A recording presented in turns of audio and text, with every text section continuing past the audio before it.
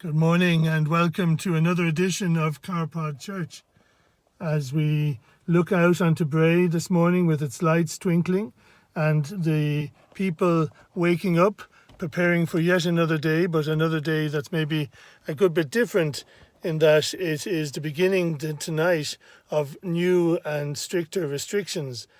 So also today it was the last opportunity I had to go for a swim. Certainly in a pool. I'm still not giving in to the temptation to go swimming in the sea just yet. But going down to the pool each morning has been a great blessing to me.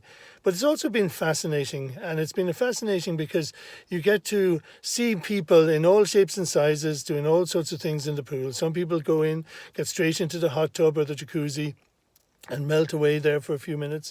Other people go in like myself and do exercises and stretch themselves in preparation for the day.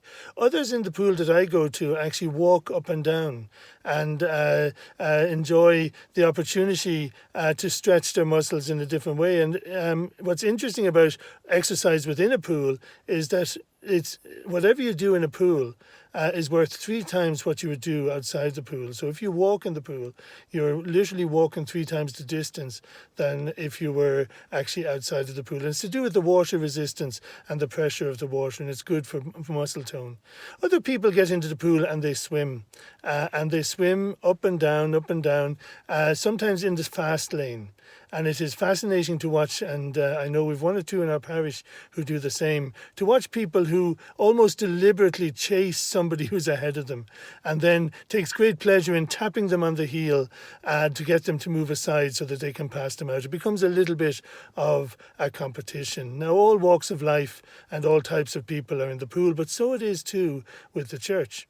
And as we reflect back to the early church, as the people were gathering more and more numbers and more time spent in fellowship and in friendship with each other, as they began to hear these stories of Jesus, but more importantly, as they began to get to know each other, as they began to enjoy this thing called fellowship, which is having a common purpose and learning to share with one another.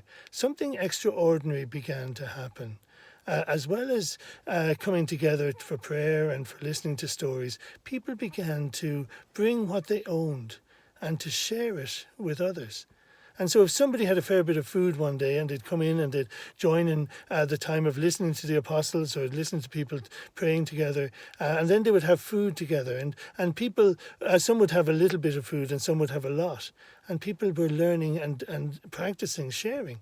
And fellowship is really important in the church, both modern and ancient, because it captures that sense of us being equal, of us being the same before God. Whether we have a lot or whether we have a little, sharing what we have can make a huge difference in someone else's life. Have a good day.